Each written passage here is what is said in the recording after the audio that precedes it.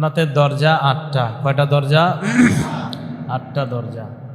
দ্বিতীয় কথা, জান্নাতের দরজায় কি লেখা আছে এই বর্ণনাটা আছে সিলসিলাতুস সহিহা, একটা কিতাব আছে। এই কিতাবের 3407 নম্বর হাদিস। ক্বালা রাসূলুল্লাহ সাল্লাল্লাহু আলাইহি ওয়াসাল্লাম, আল্লাহ নবী বলেন জান্নাতের দরজার মধ্যে লেখা আস-সাদাকাতু বিআশরি আমসালিহা, দরজার মধ্যে লেখা সদকা করলে 10 গুণ সওয়াব। ওয়াল করজু বিসামানিয়াতা আশার, কর্জে হাসানা দিলে 18 গুণ সওয়াব। জান্নাতের দরজা দিয়ে কারা প্রবেশ করবে, কাদেরকে ডাকা হবে, এই কথাটাও হাদিসের মধ্যে আছে। সহিহ বুখারীর 1897 নম্বর হাদিসের বর্ণনা। ক্বালা রাসূলুল্লাহ সাল্লাল্লাহু আলাইহি ওয়াসাল্লাম, মান কানা মিন আহলিস সালাহ দুইয়া মিন বাবিস সালাহ, যারা নামাজি তাদেরকে বাবুস সালাহ নামে একটা দরজা আছে, এই দরজা দিয়ে তাদেরকে আহ্বান করে জান্নাতে ঢুকানো হবে। ওয়া মান কানা মিন আহলিল জিহাদ দুইয়া মিন বাবিল জিহাদ, যারা মুজাহিদ তাদেরকে বাবুল জিহাদ নামে একটা দরজা, এই দরজা দিয়ে ডেকে ডেকে তাদেরকে জান্নাতে ঢুকানো হবে।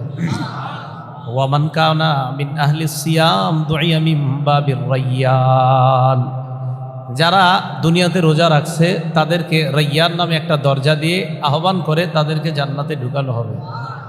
ওয়া মান কানা মিন আহলিস সাদাকাতি দুইয়া মিন বাবিস সাদাকা, যারা দুনিয়াতে দান সদকা করত তাদেরকে আহ্বান করে বাবুস সদকা নামে একটা দরজা, ওই দরজা দিয়ে তাদেরকে ঢুকানো হবে। فقال أبو بكر فهل يدعى أحد من تلك الأبواب كلها يا رسول الله, আবু বকর সিদ্দিক প্রশ্ন করলেন, হুজুর এই দরজা সবগুলা দিয়ে একজনকে ডাকা হবে এমন কেউ আছে?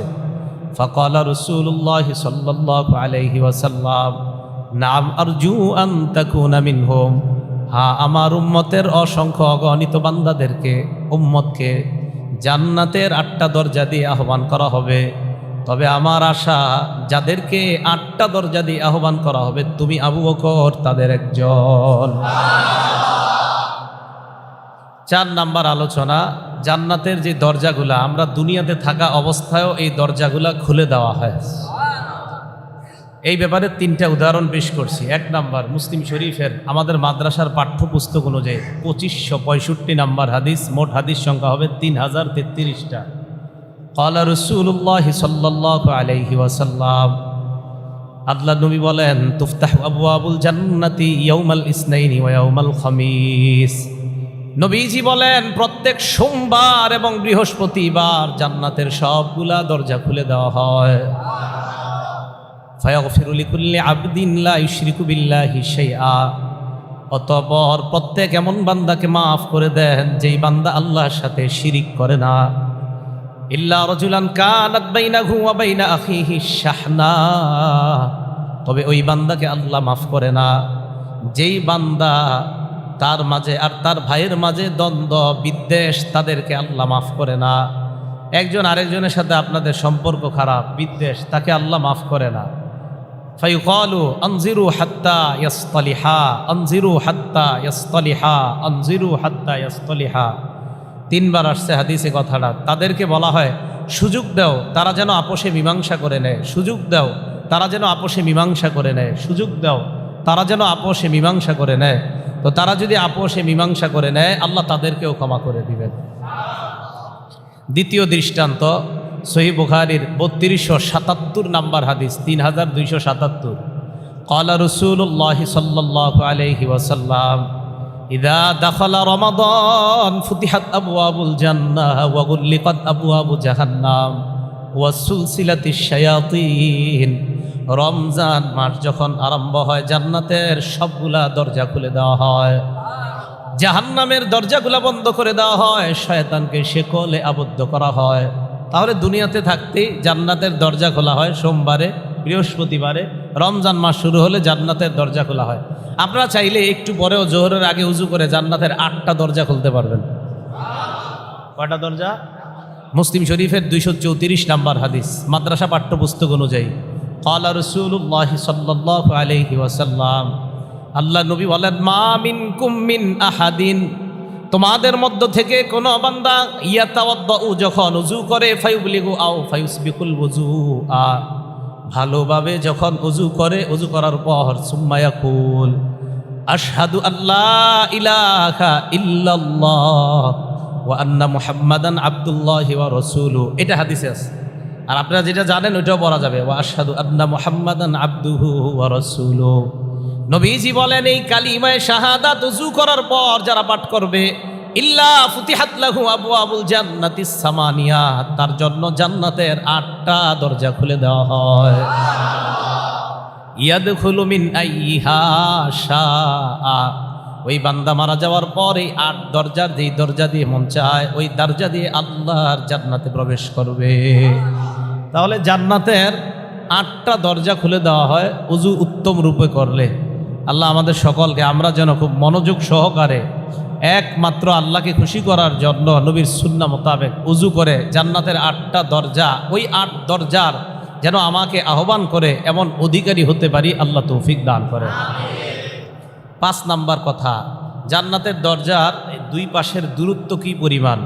মুসলিম শরীফের 2967 নাম্বার হাদিস, আমাদের মাদ্রাসার পাঠ্যপুস্তক অনুযায়ী পুরাতন নুসখা 3033টা হাদিস হবে।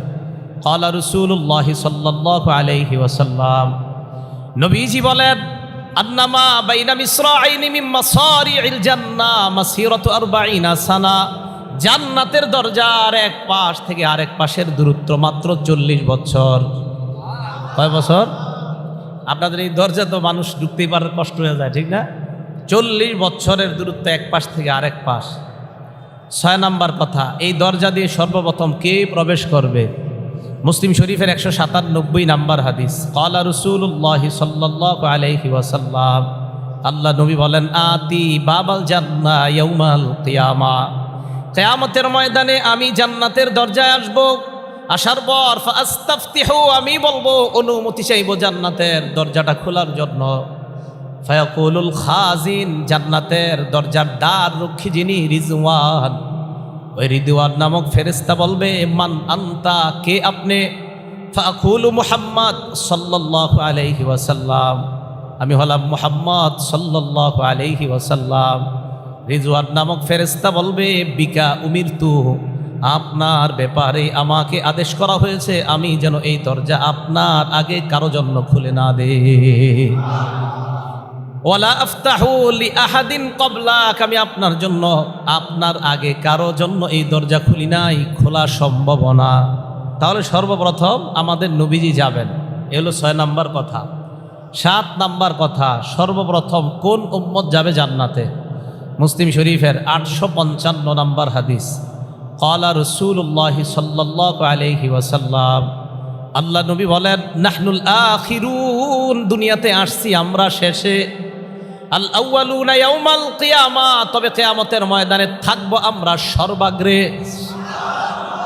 দুনিয়াতে আসছি শেষে, থাকবো সবার আগে। ওয়া নাহনু আউয়ালু মান ইয়াদখুলুল জান্নাহ, আমি আর আমার উম্মত আমরাই সর্বাগ্রে কিয়ামতের ময়দানে জান্নাতে প্রবেশ করব। নবীজি বলেন উতিনা বাইদা আন্নাহুম উতুল কিতাব মিন ক্বাবলিনা, অথচ আমাদের আগের যত উম্মত তাদেরকে আমাদের আগে কিতাব দেওয়া হয়েছে। ওয়া উতিনা মিন বাদিহিম, আমাদেরকে তাদের পরে কিতাব দেওয়া হয়েছে। কিন্তু আল্লাহর অনুগ্রহ, কিয়ামতের ময়দানে আমি শেষ নবী, তবে সবার আগে জান্নাতে যাব, আর আমার উম্মত শেষ উম্মত। কিয়ামতের ময়দানে সবার আগে আমার উম্মত জান্নাতে যাবে। 8 নাম্বার কথা, সর্বপ্রথম যারা যাবে তাদেরকে দেখতে কেমন দেখা যাবে? সর্বপ্রথম যারা যাবে এদেরকে দেখতে কেমন দেখা যাবে? সহিহ বুখারী 3327 নাম্বার হাদিস, 3327, ক্বালা রাসূলুল্লাহ সাল্লাল্লাহু আলাইহি ওয়াসাল্লাম, আল্লাহ নবী বলেন ইন্না আউওয়ালা জুমরাতিন ইয়াদখুলুনাল জান্নাহ আলা সূরাতিল কমারি লাইলাতাল বাদ, সর্বপ্রথম যেই মানুষগুলা, যেই দলগুলা জান্নাতে প্রবেশ করবে তাদের চেহারাগুলা আকাশের পূর্ণিমার চাঁদের মতো উজ্জ্বল দেখা যাবে। সুম্মাল্লাযীনা ইয়ালুনাহুম আলা আশাদ্দি কাওকাবিন দুররিয়িন ফিস সামাই ইদাআ, এরপর যারা যাবে আকাশের সবচেয়ে উজ্জ্বল নক্ষত্রের মতো তাদের চেহারাগুলা দেখা যাবে। এরা যখন জান্নাতে যাবে সিত্তুনা জিরাআন ফিস সামা, লম্বা হবে 60 হাত। কয় হাত? 60 হাত লম্বা। লায়াবুলুন, জান্নাতে যাওয়ার পর প্রস্রাব করবে না। ওয়ালা ইয়াতাকাওয়াতুনা, বাথরুমের প্রয়োজন হবে না। ওয়ালা ইয়ামতাখিতুনা, নাকের শ্লেষা আসবে না, নাকের শ্লেষা আসবে না। আমি দূরে সফর করি না ঠান্ডার রোগের কারণে, 12 বছর যাবত আমি ঠান্ডার রোগী। এই হাদিসটা বললে আমি চিন্তা করি, যাক জান্নাতে যদি যাইতে পারি তা ঠান্ডা লাগবে না। ওয়ালা ইয়ামতাখিতুনা, এরা শ্লেষা আসবে না, নাকে কোনোদিনও এদের এই ঠান্ডার কারণে কত কিছু হয় আমাদের, এইগুলা কখনো হবে না। ওয়ালা ইয়াতফিলুনা, থুতু ফালানোর প্রয়োজন হবে না। আমি যে কি পরিমাণ কফ ফালাই, তো চিন্তা করি যাক এই যদি আল্লাহ কোনো মতে আপনি জান্নাতে নেন, অন্তত এই আযাব আর জান্নাতে হবে না ইনশাআল্লাহ। ওয়ালা ইয়াতফিলুনা, থুতু ফালাবে না। ওয়ালা ইয়ামতাখিতুনা, নাকের শ্লেষা আসবে না তাদের। নবীজি বলেন শুধু তাই নয়, আমশাতুহুম আয-যাহাব, চিরুনিগুলা হবে স্বর্ণের। ওয়া রাশহুহুম আল-মিস, ঘাম বের হবে, এই ঘামের মধ্য থেকে মেশক আম্বরের ঘ্রাণ বের হবে।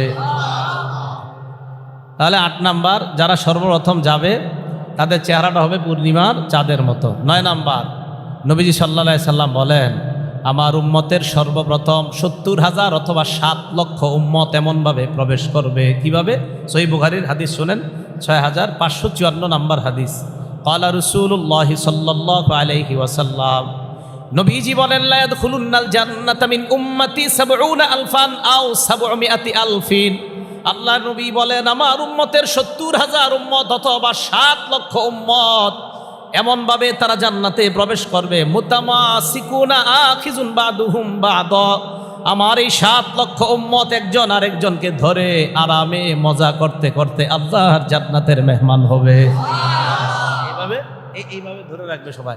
নবীজি বলেন সর্বশেষ যে যাবে, সে যাওয়ার আগ পর্যন্ত এই 70,000 বা 7 লাখ একজন আরেকজনের হাত ছাড়বে না। রাসূল সাল্লাল্লাহু আলাইহি সাল্লাম এটা হাদিসের মাধ্যমে জানায়া দিলেন। 10 নাম্বার, আপনারা যখন জান্নাতে, ইনশাল্লাহ আমরা সবাই যাব, জান্নাতে ঢোকার সময় আমাদের বয়স হবে কত? তিরমিজি শরীফের 2545 নাম্বার হাদিস। ক্বালা রাসূলুল্লাহি সাল্লাল্লাহু আলাইহি ওয়াসাল্লাম, আল্লাহ নবী বলেন ইয়াদখুলু আহলুল জান্নাতিল জান্নাতা জুরদান মুরদান আবনা সালাসিনা ও সালাসা ওয়া সালাসিনা সানাতা। জান্নাতে ঢোকার সময় দাড়ি থাকবে না, গোঁফ থাকবে না, পশম থাকবে না। জান্নাতে যখন প্রবেশ করবে মুকাহালিনা, চোখের মধ্যে সুরমা দেওয়া, মনে হবে এমন সুন্দরভাবে জান্নাতীদের চোখগুলো আল্লাহ সাজাবেন। আবনা সালাসিনা ও সালাসা ওয়া সালাসিনা সানা, ঢোকার সময় তাদের বয়স হয়ে যাবে 30 অথবা 33, সেই বয়স আর কখনো বাড়বে না। এই হলো 10 নাম্বার কথা। 11 নাম্বার, জান্নাতে প্রবেশ করার পর জান্নাতে আমার আপনার পোশাক কি হবে? আমার আপনার হাতে আল্লাহ বালা পরায়া দিবে। এইগুলা কেমন হবে? পোশাক কেমন হবে? সূরা হজের 24 নাম্বার আয়াতে আল্লাহ বলেন ইন্নাল্লাহা ইউদখিলুল্লাযীনা আমানু ওয়া আমিলুস সলিহাত জান্নাতিন তাজরি মিন তাহতিহাল আনহার ইউহাল্লাউনা ফিহা মিন আসাবিরা মিন যাহাবিন ওয়া লু'লুআ। নিশ্চয় আল্লাহ যারা ঈমান আনে এবং নেক কাজ করে তাদেরকে জান্নাতে প্রবেশ করাবেন। এমন জান্নাত যেই জান্নাতের তলদেশ দিয়ে নহরসমূহ প্রবাহিত হয়। আল্লাহ পাক বলেন ইউহাল্লাউনা ফিহা মিন আসাবিরা মিন যাহাব, ওই জান্নাতীদেরকে তাদের হাতের মধ্যে স্বর্ণ আর মণি মুক্তার বালা পরিধান করানো হবে। দুনিয়াতে যারা ফ্যাশন করে, কানের জিনিস পরে, হাতে এইগুলো লাগায়, এইগুলারে দিবে না। এজন্য তো আমরা পড়ি না, ঠিক না? আমরা চুরি পড়ি না, কারণ আমরা জান্নাতে পড়বো ইনশাআল্লাহ। হুজুর দুনিয়াতে পড়ি না, জান্নাতে কেমন দেখা যাবে? কেমন মানে ওখানে ভালোই দেখা যাবে। সূরা হজের 24 নাম্বার আয়াত। সূরা কাহাফের 31 নাম্বার আয়াতে আল্লাহ বলেন উলাইকা লাহুম জান্নাতু আদনিন তাজরি মিন তাহতিহিমুল আনহার ইউহাল্লাউনা ফিহা মিন আসাবিরা মিন যাহাব ওয়া ইয়ালবাসুনা থিয়াবান খুদরা। জান্নাতীরা যেই পোশাক পরবে কালারটা হবে সবুজ। কালার হবে কি? আর পোশাকটা কেমন হবে? কয় মিন সুন্দুসিন মিহি নরম ওয়া ইস্তাবরাক। শুধু তাই নয়, নরম পোশাক আবার সিল্কের পোশাক, সিল্কের পোশাক। এজন্য তো দুনিয়াতে আমরা সিল্কও পরি না, রেশমও পরি না, কারণ জান্নাতে পরমু সিল্কের পোশাক হবে, নরম। তাই দুনিয়াতে এগুলা পরে, এগুলো পরবে পরে সাধারণত কারা দেখবেন দুনিয়াতে, যেগুলা জান্নাতে আমরা পরবো না, দুনিয়াতে দেখবেন এই সাধারণত মাজারে অথবা বিভিন্নভাবে যারা একটু এরা উল্টা পাল্টা, মানে পোশাকের ধরন রং টং কেমন জানি থাকে অন্যরকম, মানে এরা বুঝায় যে আমরা তো মরলে জাহান্নামে যাবো, এই জন্য এমনি থাকি এখন থেকে। আল্লাহ জানে কেন সেজদা করে মাজারে, আল্লাহ কয় মসজিদে আমারে সেজদা করে, এ করে মাজারে। তোমারে কে বলছে ওখানে করতে? মাজারে কে বলছে সেজদা করতে? না, বারবার নবীজি নিষেধ করে, এরপরেও করে। কিভাবে বোঝানো যায়? মানুষ কেন বুঝে না? এরা কেন চিন্তা করে না যে মরলেই কোনো মতে ইমান আমল নিয়ে জান্নাতে যেতে পারলেই নেয়ামত আল্লাহ দান করবে? সূরা ইনসান বা সূরা দাহারের 21 নম্বর আয়াত আল্লাহ বলেন ওয়াহুল্লু আসাবিরা মিন ফিদ্দা। স্বর্ণ আর মণিমুক্তার বালা তো জানলাম। সূরা দাহারের 21 নম্বর আয়াতে আল্লাহ বলেন ওয়াহুল্লু আসাবিরা মিন ফিদ্দা, রূপার বালাও আল্লাহ জান্নাতীদেরকে পরাবেন। তাহলে স্বর্ণ মণিমুক্তা রূপার বালা আল্লাহ পরাবেন।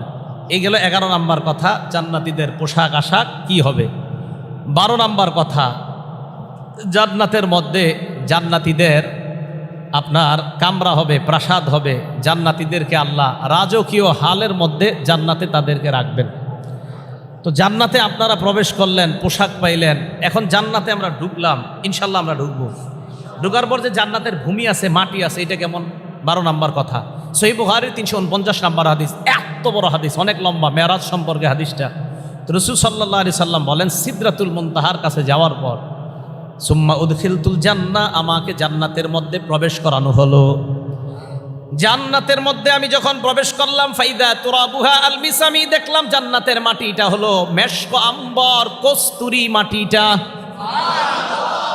13 নম্বর কথা, মাটির কালার কেমন? মুসলিম শরীফের 2928 নম্বর হাদিসের বর্ণনা। আল্লাহ নবী বলেন বাইদা মিসকিন খালিস, ময়দার মতো সাদা, মেশক আম্বরের মতো গ্রান। মাটির কালার সাদা, মেশক আম্বরের মতো গ্রান। এলো 13 নাম্বার। 14 নাম্বার, এই দেয়াল, জান্নাতের দেয়াল হবে কিসের?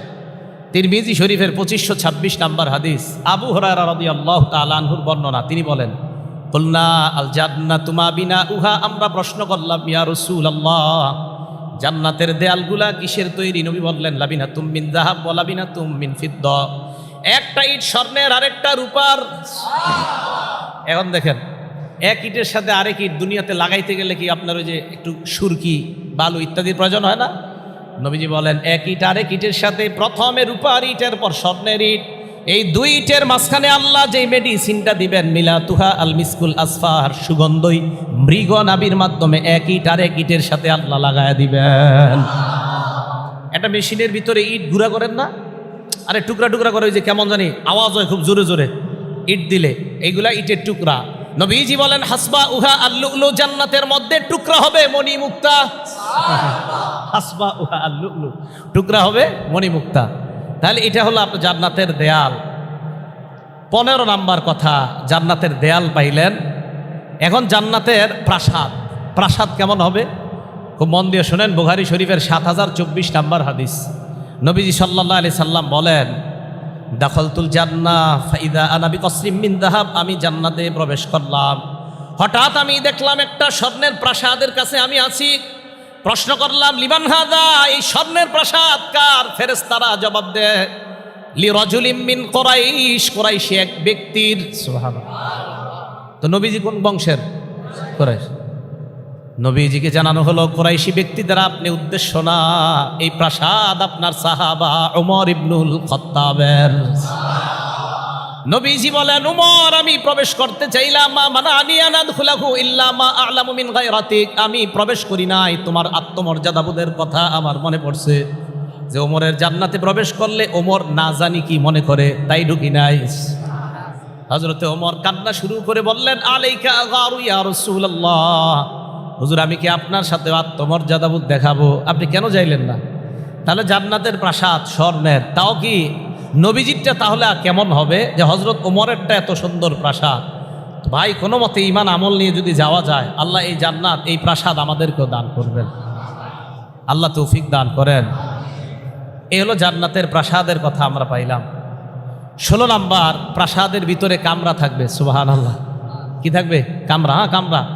আপনারা বিভিন্ন জায়গায় যান, বিভিন্ন বাড়ি বানান, তো আপনার পুরা বাড়ি তো আপনারই, তো বাড়িতে আবার কামরা বানান কেন? পুরা বাড়ি আপনার, কামরাও আপনার, তো এই জন্য আপনি আলাদাভাবে আয়েশ করবেন, আরাম করবেন। তো দুনিয়াতে আপনি কষ্ট করছেন, আল্লাহ ওখানে আলাদা কামরায় আয়েশ আরামের ব্যবস্থা করবেন। সূরা আনকাবুতের 58 নাম্বার আয়াতে আল্লাহ বলেন ওয়াল্লাযীনা আমানু ওয়া আমিলুস সলিহাত, যারা ঈমান আনে এবং নেক কাজ করে, লানুবাউইআন্নাহুম মিনাল জান্নাতি গুরাফা, আমি আল্লাহ জান্নাতের মধ্যে তাদেরকে যেই প্রাসাদ দিব, ওই প্রাসাদের মধ্যে আলাদা স্পেশাল কামরা বানায় দিব। তাহলে আলাদা কামরাও থাকবে, স্পেশাল কামরা থাকবে। আল্লাহ আমাদেরকে তৌফিক দান করেন। আরেকটা কামরার বিবরণ সূরা জুমারের 20 নম্বর আয়াতে আছে, লাকিনিল্লাযীনা তাকাউ রাব্বাহুম লাহুম গরাফুম মিন ফাওকিহা গরাফুম মাবনিয়া। যেই কামরার মধ্যে আপনি থাকবেন, আল্লাহ বলেন তাদের উপরে কামরা, ওই কামরার উপরে আরো বানানো অনেকগুলা কামরা থাকবে, তার যেটা মন চায় সেটা সে ব্যবহার করতে পারবে। লাহুম গরাফুম মিন ফাওকিহা গরাফ। আর সুন্দর কেমন হবে? তিরমিজি শরীফের 1984 নম্বর হাদিস, ক্বালা রাসূলুল্লাহ সাল্লাল্লাহু আলাইহি ওয়াসাল্লাম ইন্না ফিল জান্নাতি ইলা গরাফা। জান্নাতের মধ্যে কামরা থাকবে, তুরাবাতিনুহা মিন যুহুরিহা ওয়া তুরাবুতুনুহা মিন যুহুরিহা ওয়া যুহুরুহা মিন বুতুনিহা। বাহির থেকে ভিতর, ভিতর থেকে বাহিরের সব চমৎকার দৃশ্যগুলা দেখা যাবে। কামরাগুলা হবে বড় চমৎকার। এই হলো 16 নাম্বার। 17 নাম্বার, খুব মন দিয়ে শোনেন। কামরার ভিতরে থাকার জন্য কি দরকার আছে? খাট। আরে কি দরকার আছে? হ্যাঁ, খাট। সূরা তুর আয়াত নাম্বার 20 নাম্বার আয়াত, আল্লাহ বলেন মুত্তাকিইনা আলা সুরুরিম মাসফুফা। তারা ওই তাদের কামরার মধ্যে সুরুরিম মাসফুফা, সারি সারি খাটের মধ্যে হেলান দিয়ে বসা থাকবে। কক্সবাজার যারা এইভাবে বসে আর গুনাহ করে এরা না, এই জন্য তো আমরা ওই গুনাহ করি না, আমরা যেহেতু ওখানে থাকবো এইভাবে সারি সারি খাট। এখন এই খাটগুলা কেমন হবে? সূরা গাশিয়ার 13 নম্বর আয়াত, ফিহা সুরুরুম মারফুআ। খাটগুলা হবে উঁচু। সুবহানাল্লাহ।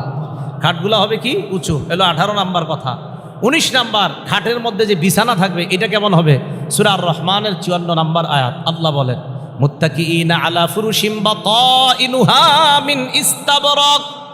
রেশমের আস্তর বিশিষ্ট বিছানায় জান্নাতি হেলান দিয়ে আয়েশ করবে। রেশমের আস্তর বিশিষ্ট বিছানা জান্নাতি হবে। কোনো মতে ঈমান আমল নিয়ে যান, এটা পাওয়া যাবেন ইনশাআল্লাহ। শিরিক করেন না।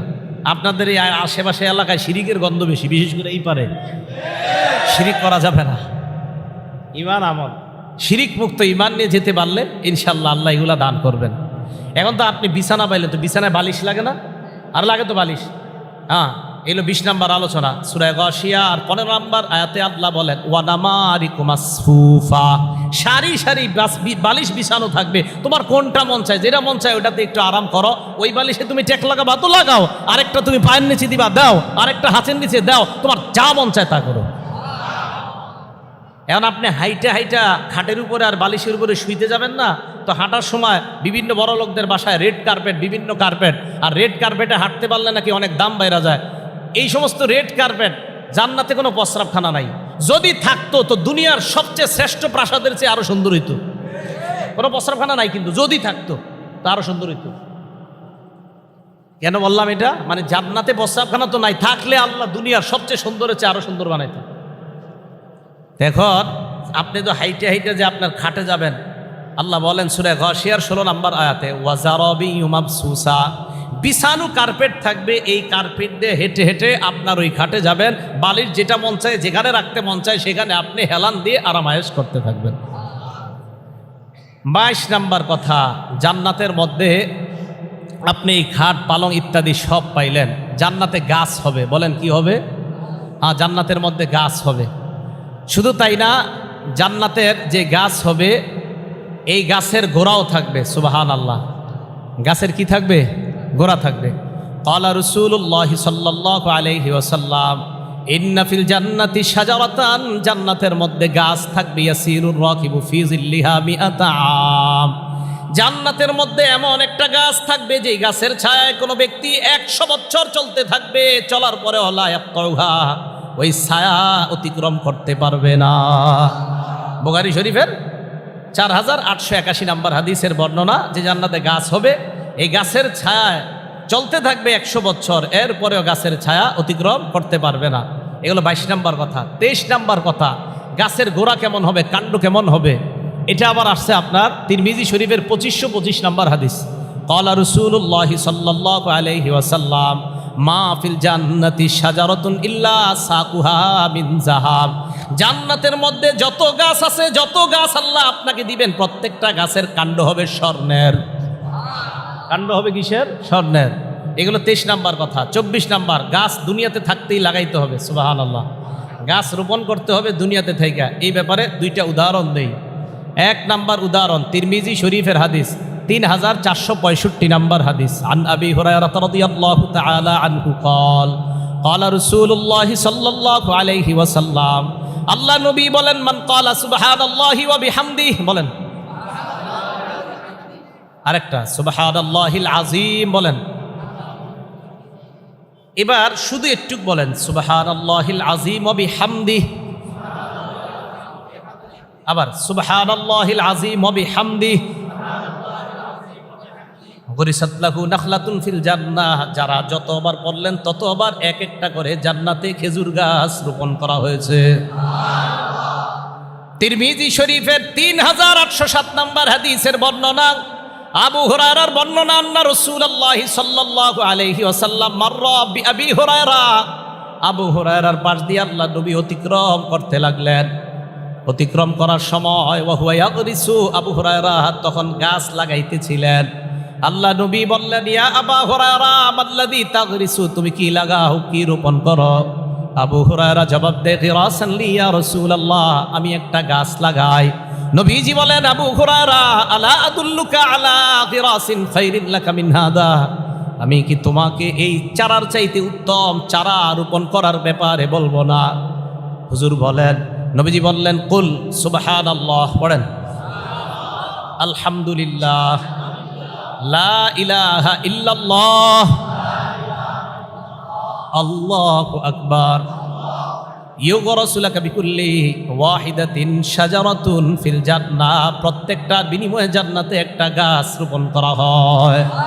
তাহলে 4টা হয়ে গেছে, সুবহানাল্লাহ, আলহামদুলিল্লাহ, লা ইলাহা ইল্লাল্লাহ, আল্লাহ। কাজ নাই আপনাদের, চা দোকানের সামনে বসে খালি গিবত শেখায়, দরকার কি? এই সুবহানাল্লাহ পড়তে থাকেন, জান্নাতে গাছ লাগাইতে থাকেন। আল্লাহ তৌফিক দান করেন। এলো 24 নাম্বার আলোচনা। 25 নাম্বার কথা, জান্নাতের তাবু হবে। কি হবে বলেন? তাবু।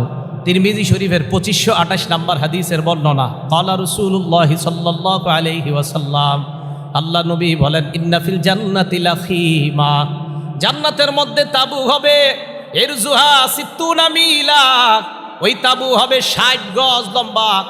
নবীজি বলেন 60 মাইল লম্বা হবে তাবু, এক একটা তাবু হবে 60 মাইল লম্বা। ফি কুল্লি জাওবিয়াতিন মিনহা আহলুন, তাবুর প্রত্যেকটা খুঁটির মধ্যে একজন হুর বসা থাকবে। মা ইয়ারাউনাল আখারিন, এক হুর আরেক হুরকে দেখতে পাবে না। কেন? এত দূরে এক হুর আরেক হুরের চাইতে। এখন এই হুরদের সামনে দিয়ে কারা যাবে? নবীজি বলেন, ইয়াতুফু আলাইহিমুল মুমিন, ইমানদাররা হুরদের সামনে দিয়ে প্রদক্ষিণ করবে। এই হুরদের সামনে ইমানদাররা যাবে। 26 নাম্বার আলোচনা, জান্নাতের মধ্যে প্রত্যেকের জন্য আলাদা স্পেশাল 4টা বাগ।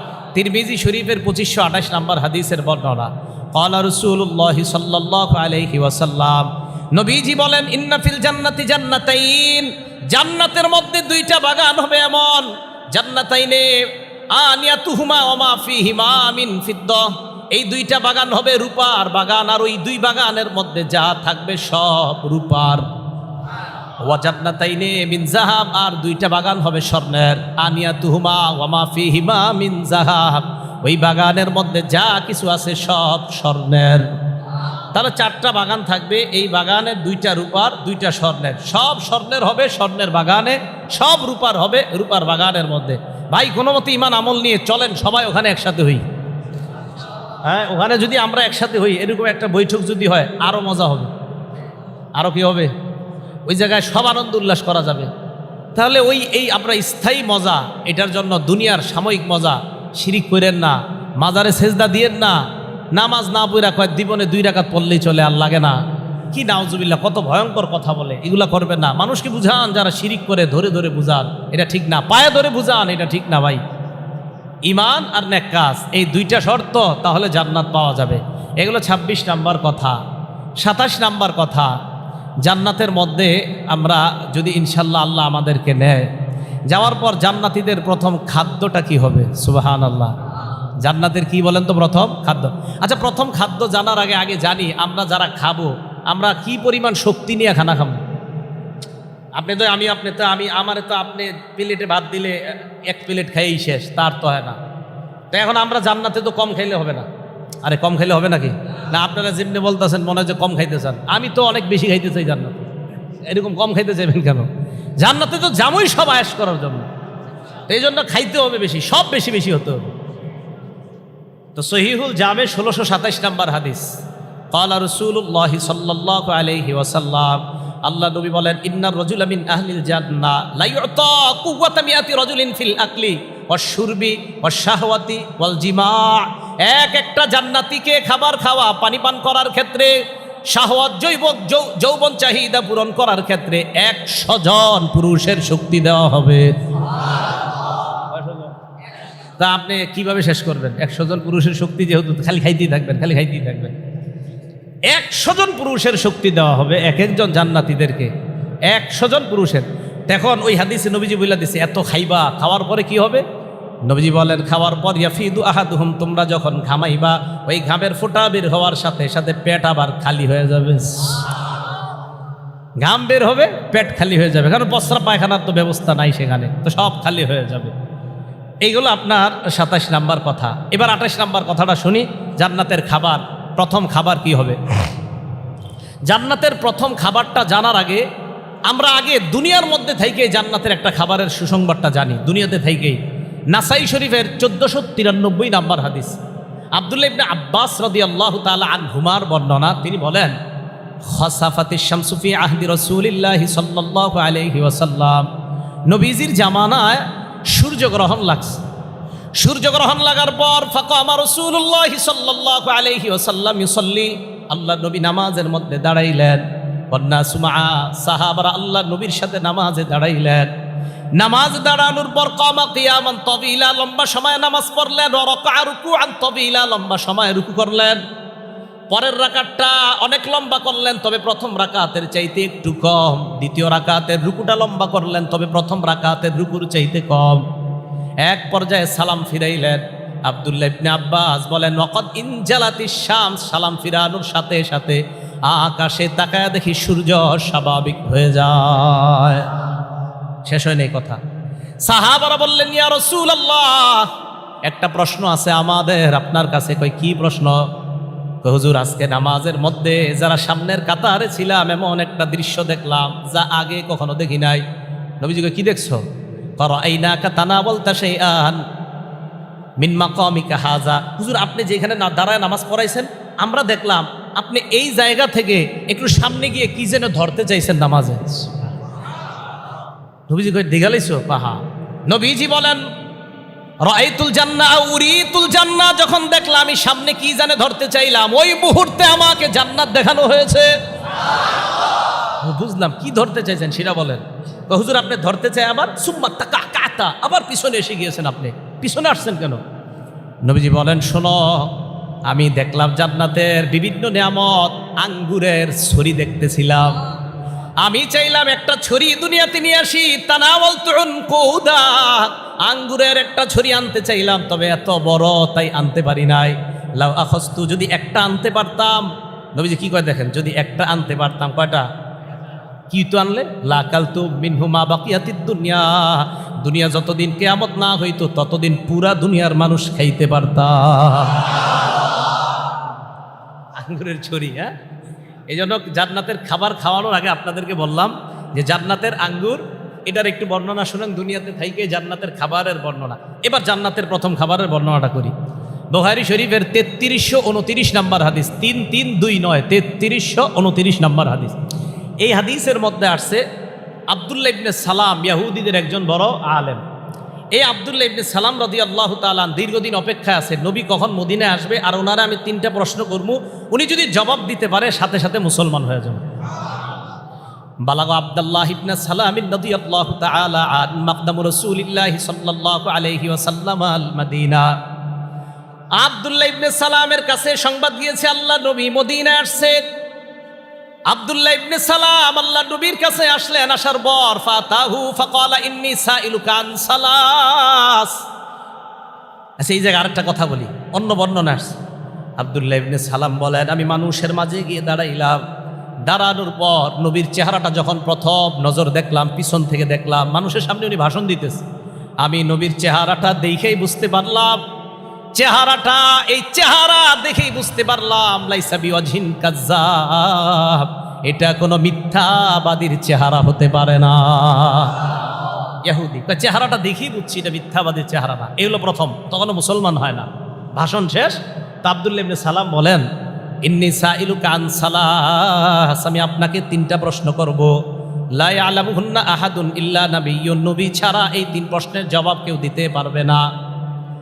1 নাম্বার, মা আউয়ালু আশরাতিস সাআ, কিয়ামতের প্রথম আলামত কোনটা? 2 নাম্বার, ওয়া মা আউয়ালু তুআমিন ইয়াকুল আহলুল জান্নাহ, সর্বপ্রথম জান্নাতীরা কোন খাবারটা খাবে আপনার কাছে জানতে চাই। 3 নাম্বার, ওয়ামিন আইয়ি শাইইন ইয়ানজিউল ওয়ালাদু ইলা আবিহি, সন্তান বাবার আকৃতি কেন পায়? অথবা ওয়ামিন আইয়ি শাইইন ইয়ানজিউল ওয়ালাদু ইলা আখওয়ালিহি, সন্তান মামাদের আকৃতি কেন পায়? মামা মানে মায়ের বংশের আকৃতি কেন পায়? হয়তো মায়ের মতো, না হয় মায়ের ভাই মামা খালা তাদের মতো আকৃতি কেন পায়? বাবার মতো কেন পায়? মায়ের মতো কেন পায়? এই 3 প্রশ্নের জবাব যদি দিতে পারেন আপনি, তাহলে মুসলমান হয়ে যাবে। তো নবীজি শোনার পর বললেন, খাব্বারানি বিহিন্না আনিফান জিবরিল, সুবহানাল্লাহ। নবীজি বললেন, শোনো, মাত্র জিবরিল আমিন আমার এই 3 প্রশ্নের জবাব আমাকে চুপে চুপে জানায়া দিস। আমাদের নবী নিজের থেকে কিছু বলে না, আমাদের নবী নিজের থেকে কিছু বলে না। আমাদের নবীকে আল্লাহ যা বলায় সেটাই বলে। আমাদের নবীজি গায়েব জানে না, গায়েবের মালিক একমাত্র আল্লাহ। আমাদের নবীকে আল্লাহ যা জানায় নবী তাই বলেন। আমাদের নবীজি অগ্রিম কিছু বলবে এমন না, বরং আল্লাহ জানাইলে নবী জানতে পারেন, আল্লাহ না জানাইলে নবী জানে না। নবীর ওই জানানো আমরাও জেনেছি। তো এই জন্য কোনো কিছু জানানোর নাম যদি গায়েব হয় তো আমরা তো গায়েব জানি। আরে এই যে আমি আপনাদেরকে বয়ানটা দিতেছি, এটা তো নবী জানাইছে, আমি আপনাদেরকে জানাইলাম, আপনারা আরেকজনকে জানাইলেন, তো এটারে যদি গায়েব জানা কয় তো সবাই তো গায়েব জানেন। আলিমুল গায়েব একমাত্র, আলিমুল গায়েব একমাত্র আল্লাহ। হ্যাঁ, যেটা কোনো মাধ্যমে মানুষকে জানানো হয় এটার নাম গায়েব জানে এমন বলা যাবে না। তাহলে বলেন তো, জিবরিল আমিনের মাধ্যমে আল্লাহ রসুলকে যা জানাইতেন তা রসুল আমাদেরকে জানিয়ে দিতেন। তাহলে মাধ্যম সহ কোনো কিছু যিনি জানায়, যাকে জানায়, যাদেরকে জানায় তাদেরকে আলিমুল গায়েব বলেন। আবার বলছি, মাধ্যম সহ যিনি জানতে পারে এবং জানাতে পারে তাকে আলিমুল গায়েব বলে না। মাধ্যম ছাড়া যিনি সব জানে তিনি আলিমুল গায়েব, আর তিনি হলেন সহজ বিষয়। মনে থাকবে কথা না? তো রসুল আকরাম সাল্লাল্লাহু আলাইহি সাল্লাম বলেন, এই 3 প্রশ্নের জবাব আমার জানা ছিল না, মাত্র জিবরিল আমিন আমারে জানায় দিস। আচ্ছা, নবী যদি গায়েব জানতেন, আলিমুল গায়েব হইতেন, তো নবীজির কেন জিবরিল জানাই দিতে হয়? কথা বুঝে আসছে সবার? আর এই 3 প্রশ্নটা মনে রাখতে পারবেন না? প্রথম আলামত কিয়ামতের, প্রথম খাবার কি জান্নাতীদের, আর ছেলে মেয়ে মা বাবার চেহারা কেন পায়। যারা আপনাদের সাথে ঝগড়া করতে আসবে এই হাদিসটা দিয়ে বুঝাই দেবেন, ভাই দেখো, একদিন জিবরিল আমিন নবীজিকে এই 3 প্রশ্নের জবাব জানাই দিছে। এক সাহাবা নবীজির প্রশ্ন করছে, করার পর নবীর উত্তর জানা ছিল না, জিবরিল আমিন জানায়া দিছে, এরপর নবী জানাইছে। এটাকে আলিমুল গায়েব বলে না। তো রাসূল সাল্লাল্লাহু আলাইহি সাল্লাম বললেন, আম্মা আউয়ালু আশরাতিস সাআ, কিয়ামতের প্রথম আলামত, তাহশুরুন নাস মিনাল মাশরিকি ইলাল মাগরিব, মানুষগুলাকে পূর্ব দিক থেকে পশ্চিম দিকে নিবে। নারুর একটা আগুন, এই আগুনটা তাহশুরুন নাস মিনাল মাশরিকি ইলাল মাগরিব, মানুষগুলাকে পূর্ব দিক থেকে পশ্চিম দিকে নিবে। বড় আলামত প্রথম। 2 নাম্বার, ওয়া আম্মা আউয়ালু তুআমিন ইয়াকুলু আহলুল জান্নাহ ফাজিয়াদাতু কাবিদি হুদ, জান্নাতীরা সর্বপ্রথম যেই খাবার খাবে এটা হলো মাছের কলিজার অতিরিক্ত অংশ দিয়ে আল্লাহ জান্নাতীদের মেহমানদারি করবেন। 3 নাম্বার, নবীজি বলেন, সন্তান বাবার মতো কেন হয়? স্বামী স্ত্রী তাদের একটা বৈধ সম্পর্ক স্থাপনের পর আল্লাহ প্রদত্ত যেই জিনিসের মাধ্যমে সন্তান হয়, ওই সন্তান হওয়ার ক্ষেত্রে যেই জিনিসটা তাদের নির্গত হয়, সাবাকা মা উহু, যদি স্বামীরটা আগে নির্গত হয় তাহলে সন্তান বাবার মতো হয়, আর যদি স্ত্রীরটা আগে নির্গত হয় তাহলে সন্তান মায়ের মতো হয়। এই 3 প্রশ্নের জবাব দেওয়ার পর আব্দুল্লাহ ইবনে সালাম বললেন, আশহাদু আন্নাকা রাসূলুল্লাহ, আমি সাক্ষী দিলাম আপনি আল্লাহ রসুল, এই মুহূর্তে আমি মুসলমান হয়ে গেলাম। আব্দুল্লাহ ইবনে সালাম বলেন, ইয়া রাসূলুল্লাহ, ইহুদিরা হলো অপবাদকারী সম্প্রদায়, ফাইন আলিমু বি ইসলামি বাহাতুনি, তারা যদি আমার ইসলাম গ্রহণ করার সংবাদটা জানে তাহলে আমার নামে এলাকার মধ্যে অপবাদ ছড়াবে। হুজুর, আপনি তাদের কাছে আগে আমার ব্যাপারে জানেন। নবীজি কয়, ঠিক আছে, ঘরে ঢুকো। দাখল আব্দুল্লাহি আল বাইতা, আব্দুল্লাহ ইবনে সালাম ভিতরে ঢুকছে। ইহুদিদেরকে নবী ডাকলেন, ডাকার পর বললেন, কাইফা ফিকুম আব্দুল্লাহ ইবনে সালাম, আব্দুল্লাহ ইবনে সালাম তোমাদের মাঝে কেমন ব্যক্তি? তো তারা জবাব দেয়, আলামুনা ওয়া ইবনু আলামিনা, আমাদের মাঝে সবচেয়ে জ্ঞানী ব্যক্তি আর সবচেয়ে জ্ঞানী ব্যক্তির সন্তান, সেও জ্ঞানী তার বাবাও জ্ঞানী। খৈরুনা ওয়া ইবনু খৈরিনা, সে সবচেয়ে ভালো মানুষ তার বাবাও সবচেয়ে ভালো মানুষ। নবীজি কয় তাই? কয় হ্যাঁ। আব্দুল্লাহ ইবনে সালাম ঘর থেকে বাইরে এসে বলে, আশহাদু আল্লা ইলাহা ইল্লাল্লাহ ওয়া আশহাদু আন্না মুহাম্মাদার রাসূলুল্লাহ। ইহুদিরা সাক্ষী থাকো, আমি এই মুহূর্তে কালিমা শাহাদাত তোমাদের সামনে স্বীকার করে নিলাম। একটু আগে কি কইছে? সবচেয়ে ভালো মানুষ। ইহুদিরা কয় শাররুনা ওয়া ইবনু শাররিনা, কয় সবচেয়ে খারাপ মানুষ আর এর বাবাও সবচেয়ে খারাপ। এরপরে পুরো এলাকার মধ্যে অপবাদ ছড়াইতে লাগলো। তাহলে কি বুঝাইতে চাইলাম? জান্নাতীদের সর্বপ্রথম খাবার মাছের কলিজার অতিরিক্ত যে অংশ, এই অংশটা সর্বপ্রথম জান্নাতীদেরকে আল্লাহ মেহমানদারি করবেন। জান্নাতের একটা বাজার আছে, কি আছে বলেন তো? মুসলিম শরীফের 2833 নম্বর হাদিসে রাসূল আকরাম সাল্লাল্লাহু আলাইহি সাল্লাম বলেন, ইন্না ফিল জান্নাতি সুকান, জান্নাতে একটা বাজার আছে, ইয়াতুনাহা কুল্লা ইয়াউমিল জুমআ, প্রত্যেক জুমার দিন জান্নাতীরা ওই বাজারে উপস্থিত হবে। জান্নাতীরা সেখানে যাওয়ার পর হাব্বাত রিহুশ শিমাল, উত্তর দিকের একটা বাতাস আসবে। এই বাতাস আসার পর ফাতাহসু ফি উজুহিহিম ওয়া সিয়াবিহিম, বাতাসটা তাদের চেহারায় লাগবে, তাদের জামার মধ্যে লাগবে। ফায়াজদাদুনা হুসনান ওয়া জামালান, ওই বাতাস লাগার পর তারা আগের চেয়ে আরো সুন্দর, আগের চেয়ে আরো সুশ্রী সুন্দর হয়ে যাবে। ফায়ারজিউনা ইলা আহলিহিম, পরিবারের কাছে ফিরে আসবে, বিবিদের কাছে। আসার পর বিবিরা বলবে, ওয়াল্লাহি লাকাদ ইজদাতুম হুসনান ওয়া জামালান, আল্লাহর কসম আপনারা বাড়ি থেকে যাওয়ার পর, বাসা থেকে যাওয়ার পর আপনাদের সৌন্দর্যতা, রূপ আরো বেড়ে গিয়েছে। এবার স্বামীরা তাদের বিবিদেরকে বলবে, আল্লাহি লাকাদ ইজদাতুম হুসনান ওয়া জামালান, আমরা বাসা থেকে যাওয়ার পর তোমাদেরকে যেই সুন্দর রেখে গেছি, আসার পর দেখতেছি তোমরা আগের চেয়ে আরো রূপবতী, আরো সুন্দরী হয়ে গেছে। এইভাবে প্রত্যেক জুমা। এখন একটু ভাবেন তো, আমাদের যদি সাক্ষাৎ ওই জান্নাতের বাজারে প্রতি জুমায় হয়, মজা কি কম হবে না বেশি? তাহলে বেশি বেশি বাজারে সিজদা দিয়ে কেন শিরিক করেন? শিরিক করবেন না। শিরিক না করলে ইনশাল্লাহ ওই বাজারে গিয়ে সবাই একসাথে দেখা করতে পারবো। তাহলে ওখানে যাবো তো ইনশাল্লাহ আমরা। আল্লাহ তৌফিক দান করেন। সর্বশেষ কথা, সর্বশেষ যে ব্যক্তি জান্নাতে যাবে, মুসলিম শরীফের 187 নম্বর হাদিস। এই ব্যক্তি, যে ব্যক্তি সর্বশেষ জান্নাতে যাবে, মজার হাদিস। এই লোকটা আব্দুল্লাহ ইবনে মাসউদ রাদিয়াল্লাহু তাআলা আনহু হাদিসটা শোনাইতেছে। আপনারা সবাই রেডি থাকবেন, এই হাদিসের শেষে একটা সুন্নত পালন করতে হবে। সবাই পালন করবো তো ইনশাল্লাহ। আব্দুল্লাহ ইবনে মাসউদ রাদিয়াল্লাহু তাআলা আনহু বলেন, আখিরু মাইয়াদখুলুল জান্নাহ, একটু মন দিয়ে শোনেন। সর্বশেষ যে ব্যক্তি জান্নাতে প্রবেশ করবে, এই ব্যক্তি রজুলুন ইয়ামশি মাররাতান, একবার হাঁটে, ওয়াকবু মাররাতান, আরেকবার হোঁচট খায়, ওয়াতাসফাউহুন নারু মাররাতান, আরেকবার আগুন তাকে ঘিরে ফেলতে চায়, উঠে কোনো মতো আবার পড়ে যায়, আবার এইভাবে যাইতে যাইতে হাত্তা ইদা মা জাওয়াজাহা, এক পর্যায়ে আগুন অতিক্রম করে জাহান্নামের বাহিরে চলে যায়। জাহান্নামের বাহিরে যাওয়ার পর, আল্লাহুম্মা লাকাল হামদু ওয়া লাকাল শুকর, তো জাহান্নামের বাহিরে যখন অতিক্রম করে, ইলতাফাতা ইলাইহা, আগুনের দিকে তাকায় ব্যক্তি, তাকায় আগুন, তাবারাকাল্লাযী নাজ্জানি মিনকি, ওই আল্লাহ বড় বরকতময়, যিনি আমাকে তোমার থেকে মুক্তি দান করছে। আচ্ছা, ও তো সর্বশেষ জান্নাতি, ঠিক না? এখনো জান্নাতে যায় নাই, কিন্তু শুধু বের হয়েছে। অন্য জান্নাতীরা যারা আছে তারা তার চেয়ে অনেক কোটি গুণ বেশি নিয়ামতে আছে না? কিন্তু তার বক্তব্য কি দেখেন, আগুন রে কি কয়? আগুন, লাকাদ আতানিল্লাহু শাইআন মা আতাহু আহাদাম মিনাল আউয়ালিন ওয়াল আখিরিন। আগুনকে ডাক দিয়ে বলে, আগুন, আল্লাহ আমাকে এমন নিয়ামত দান করছে যে নিয়ামত পূর্বাপর কাউকে আর দেয় নাই বলে কাউকে। মানে আগুন থেকে বের হওয়াটাই তার কাছে সবচেয়ে বড় নিয়ামত মনে হবে।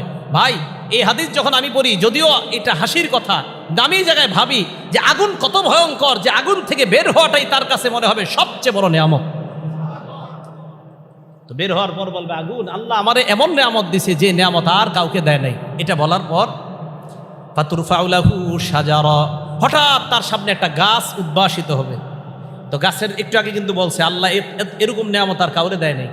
গাছ উদ্ভাসিত হওয়ার পর গাছের দিকে তাকায় দেখবে গাছের ছায়া আছে, গাছের পানি আছে।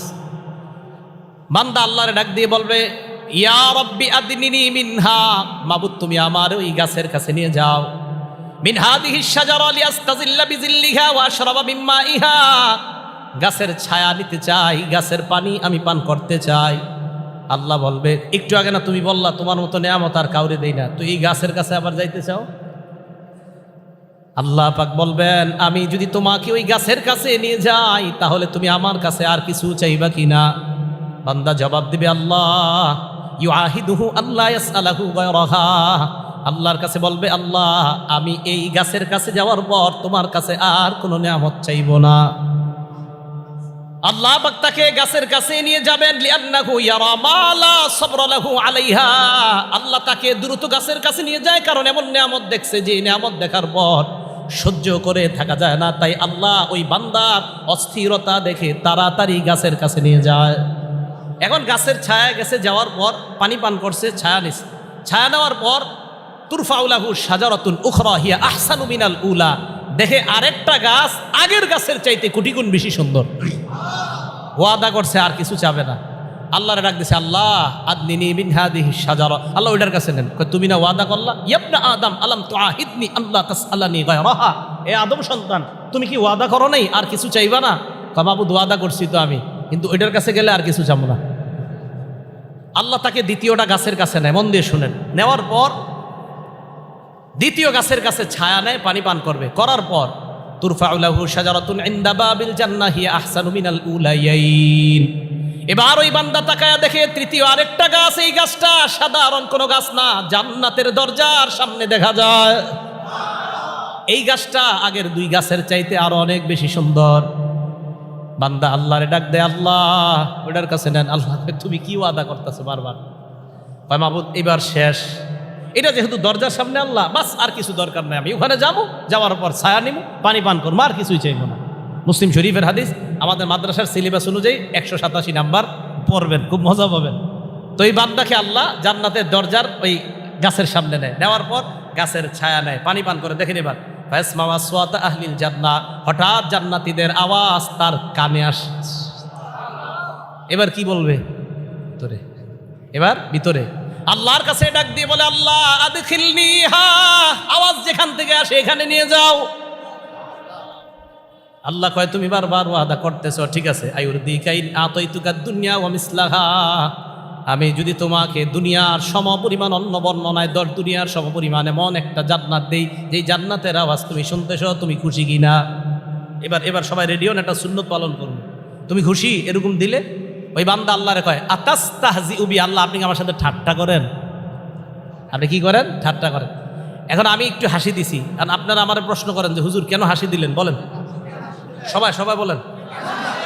যারা এই প্রশ্নটা করছেন সবাই একটা সুন্নতের সওয়াব পেয়ে গেছে।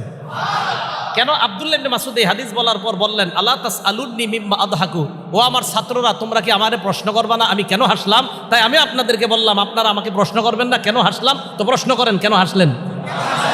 এই হাদিস শোনার পর এই প্রশ্ন করা আর করানো উভয়টা সুন্নত, আল্লাহ আমাদেরকে উভয় প্রকারের সুন্নতের সওয়াব দিয়ে দিয়েছে।